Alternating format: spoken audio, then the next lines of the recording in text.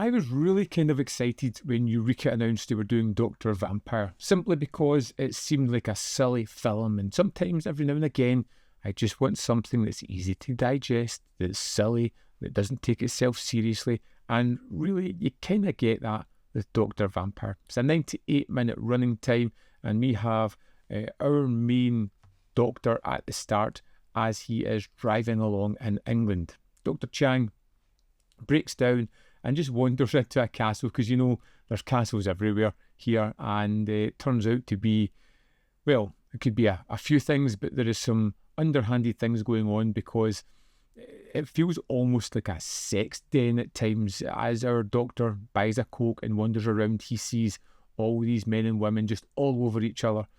It could be all over each other, or it could be vampires having their meals.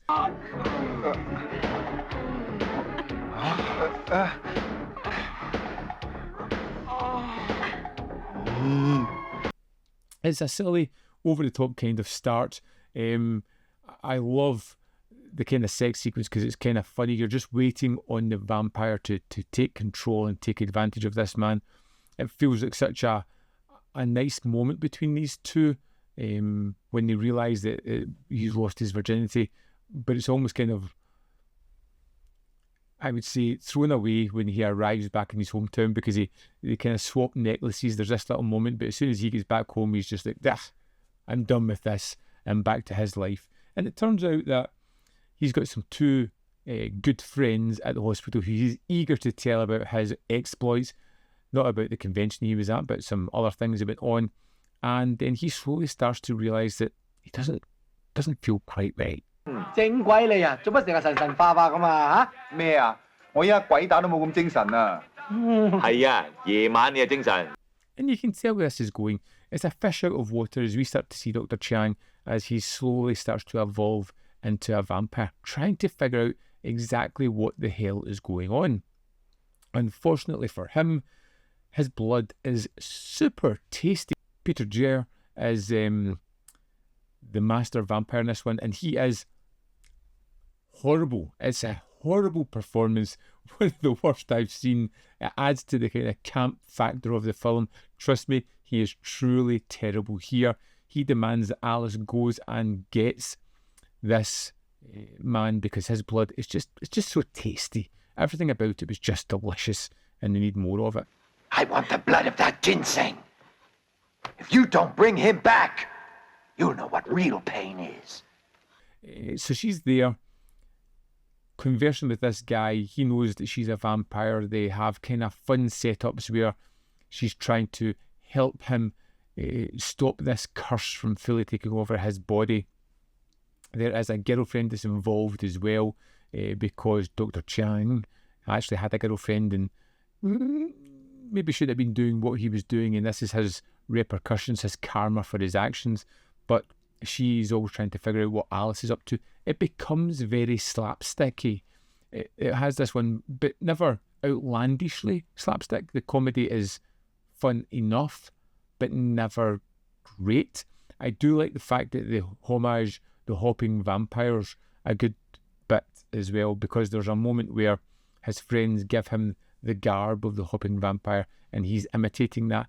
And it was nice to kind of see them poking fun at it, but homaging it at the same time.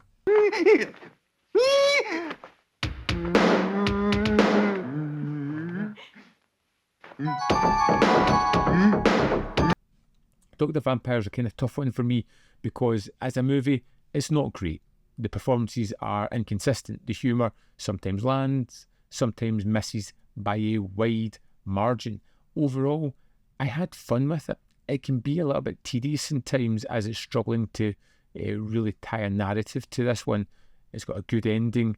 It's got ridiculous moments, had some fun characters. It's fun, but ultimately forgettable.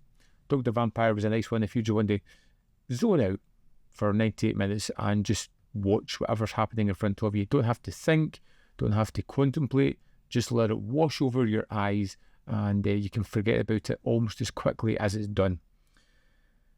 Let's dive into the disc and have a look at the extras. Disc for Dr. Vampire, you have the original Cantonese mono.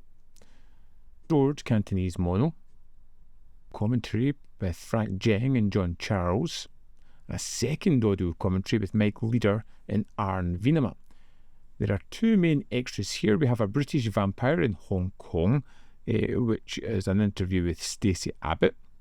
It goes on for 20 minutes, 11 seconds, and Stacey Abbott here is almost extremely convincing with her take on Dr. Vampire. She almost made me believe it was a much better movie than I actually thought it was.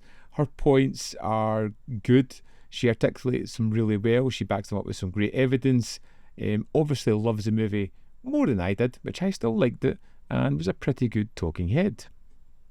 Vampire Slaying 101, an essay by Mary Going. This runs 22 minutes, 11 seconds, and I loved this. As a fan of vampire movies, it was nice to see them talk about all different kinds of vampire, from vampire lore, the way to kill them, how different vampires were perceived and shown on film.